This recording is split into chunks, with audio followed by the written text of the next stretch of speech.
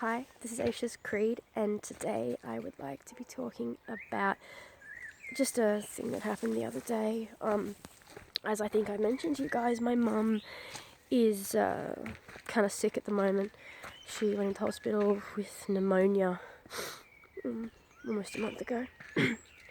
Anyway, they called her in for a checkup, X-ray, CAT scan, and she hates hospitals with a vengeance. So she's like, no, really, I feel fine. Took my antibiotics. I haven't really been coughing up anything lately, so I think I'm fine. And they're like, oh, no, really, you should come in. So they encouraged her to come in, so she was a good little girl and went in. Anyway, we got in there, and you walk in, and there's like a row, and there's all the doctor's offices in here, and then there's waiting rooms here. And so we got in there, we checked ourselves in.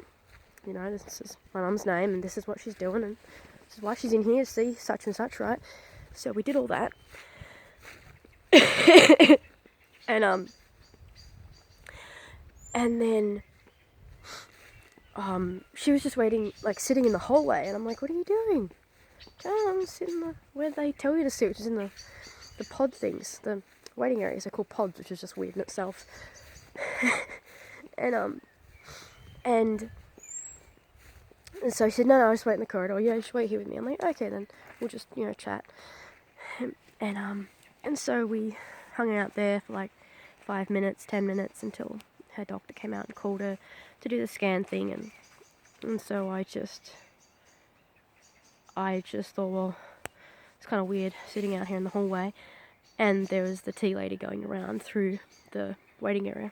So I'm like, oh, go and sit in line and get a free cup of tea, yeah. And some biscuits. And so I sit in there for maybe 2 minutes, have my bickies, cup of tea, rather good one actually. And so then I come out and Mum says, yeah, we're good to go, and we go, and I get home that night and I feel like someone is choking me to death from the inside of my throat. No, I have the worst flu I have had in my life. And that was all about 4 days ago. Yeah, 4 days ago. Oh my gosh, I've had a fever for 3 days. I haven't been able to eat because my throat is so sore for 4 days. I'm a pig. I love food. So it's not like I'm dieting or anything. Seriously, no. I think I had like 1 packet of 2-minute noodles last night for dinner. Yeah. And so I have hardly eaten anything for like 4 days, running a horrifically temperatured fever. And obviously I can't breathe, and I keep coughing, and my throat has become so sore from all the coughing. And I sound like crap. And my mum has had pneumonia. So what's something that a person with pneumonia, or recently had pneumonia, does not want in their life? Someone with a freaking flu. Oh, that's me. So I've barely even seen her. She's like, I come near and she's like, get away, go, shoo. Because obviously if she gets it, she'll probably,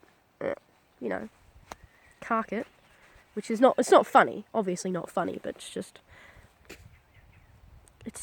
you go into hospital because you think, oh, they're going to make me, better for a good purpose.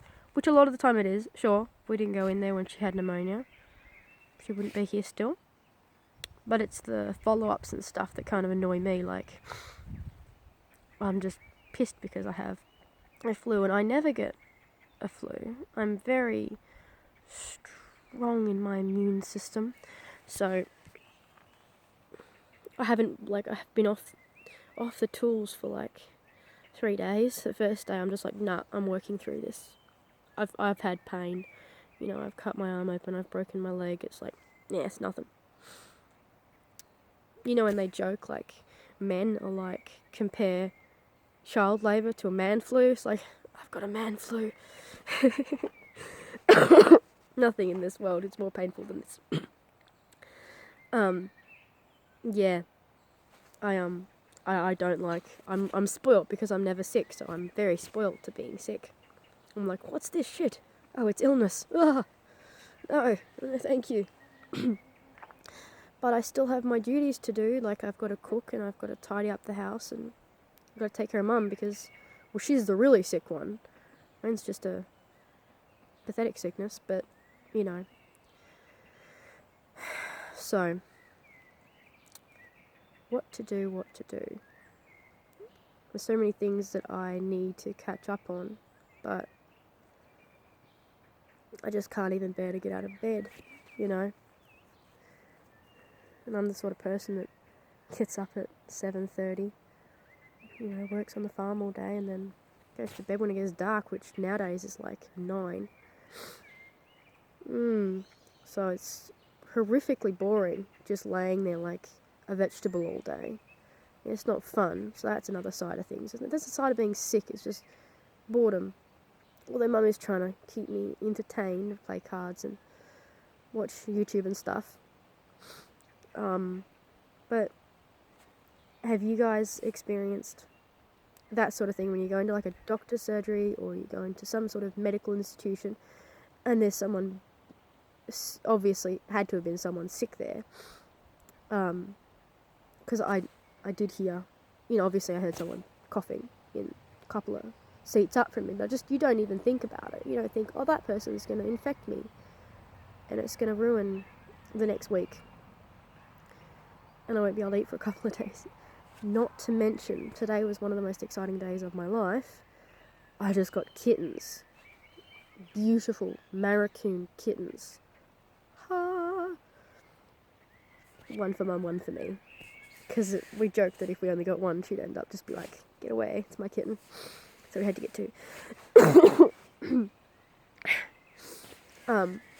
Yeah, Marracoon. You should look them up. They're beautiful when they're full grown, especially the males. They've got like these massive manes, and I think they're the largest domesticated cat breed. They're like the size of a 7-year-old kid when they're full grown. So, not looking forward to feeding it. It's going to be super expensive to feed. But no, they're gorgeous. We've only had them like a couple of hours, but it sucks because I haven't been able to enjoy being with them because I've been feeling really under the weather. Very, very deep under the weather, like 6 foot under the weather. Now it's kind of past the point where I know I'm not actually going to die from it, hypochondriac style. But Mum's like, you're just milking that, and it's like, no, really, I'm not milking it. I promise. I want to be better. I'm sick of being sick. Yeah. So have you guys experienced it where you go somewhere to get, you know, medical treatment and you end up getting worse than when you went in? And I just really am praying right now that Mum is not going to get anything from me. Like I've been wearing this face mask. Like, sorry, it's in the other pocket.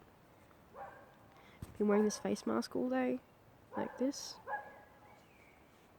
You know, clips in the ears over there. And I've been wearing that for like 4 days, and that's just horrible to breathe into. Like you breathe and it just goes straight back onto your face, and it's not fun. But I don't want my mum to get sick, so what do? Just hope and pray that she doesn't get anything, although I'm trying to be super duper careful. But you get kind of lonely when you're sick, because people don't want to be near you. Pardon me. Because you're sick. And it's so funny, like when you are, I'll call myself a decent person, and you wear that mask into like the bakery. I had to go and get bread today, so I went into the bakery and got bread and I was wearing the mask, and everyone's like, what you doing, girl? Is that just new fashion? I'm like, no, I've got like a really, really horrific flu. And they're like, that looks weird. It's like, should I just come in here with nothing on and giving it to everyone? You should be writing me thank you cards. So I look like a douchebag. And it's horrible to wear. So, you know, it's funny when people, like from where I come from, like Philippine culture, or even Indonesia, if you're sick and someone even senses you like sniffling, they're like, and you're not wearing a mask for what reason exactly? And they're like, oh, I don't think I'm sick. No, I put a mask on. Because they can't afford healthcare over there. They can't afford, you know, like flu medicine and stuff like that. They can't afford any of that. So they just don't get sick. And if someone in their family is sick, everyone will wear a mask. The sick people, the healthy people, right? Because they just don't want to get sick. But if you kind of get caught over there within your circle of friends, being sick and not wearing like a mask or something like that, then you're gonna get grilled. You know, really, it's like offensive. It's offensive over there to not do that, which it should be. You know, like that sick person went in there with people that are getting, you know, just survived like bronchial asthma, bronchial pneumonia. One of those. It was pneumonia though, so. But, you know, obviously very serious with the lungs. Someone has just survived that. All the people in there have just survived serious shite. And yet someone goes in there with like a raging flu, which I've had for like the best part of half a week. And they just think that's okay. Like, they should have worn a mask in there so I didn't get sick. And the person that infected them should have worn a mask so they didn't get sick. Like, it's it's annoying. It's very annoying. And fun fact, right? My mum went into hospital 3 weeks ago. Had a bit of a heart flutter. Wasn't feeling too good.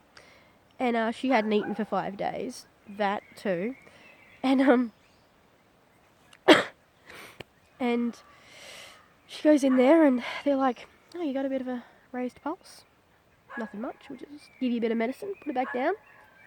2 days, they're like, it's not going back down. It's been at like 220 for like, well, it was like 12 hours at 220, which is supposed to be like 65 to 80. So 220 is a bit of a stretch. And they couldn't figure out what it was. And then this doctor came in and said, let's do some x-rays and some CAT scans. And they found, obviously, the pneumonia. But the doctor said that when he did the scan and sent it to like the x-ray reading person, the x-ray reading person said to our doctor, so this is post-mortem I see. No, she's got a pulse. So she's not dead. No, this isn't a dead person. This is like a living being. And they're like, no one could be alive with that shit. No one could be alive with that in their lungs. And he's like, no, she's right over there. So then he came and told us that, obviously after she got stabilised. He said, by the way, you were like, basically, they call them the Walking Dead when you're so close to death that, it's just my dog, that you're so close to death that sometimes you can just walk in there, not feel like anything's wrong, haven't really had an appetite. She keeps creeping up on me. Haven't had an appetite for a couple of days, nothing really big, might just be stressed. And then, and you walk into the doctor's surgery and they say you got pneumonia, but it's too far gone. And you're like, but I don't feel sick. And the next day you drop over. So they said she was walking dead. So they said how she survived. It was just literally a miracle. Praise the Lord. So, yeah, that's how close to death she was. And now I have the thing that's going to make her bloody sick. So that's a bit annoying. So, and not to mention, when you're the person that cooks in the household and you're not hungry, you seriously don't feel like cooking. So she's basically been living on 2-minute noodles for the last four days or so. Because I'm just like, I'm not cooking. And she's like, okay, just make 2-minute noodles and biscuits and cheese. Just what she's been living on, so I feel sorry for her. Anyway, I'm done rambling for now. Don't forget to like, share, and subscribe, please. And leave a comment for the next video you would like, or I'll just come up with something random. Yeah, this is Aisha's Creed.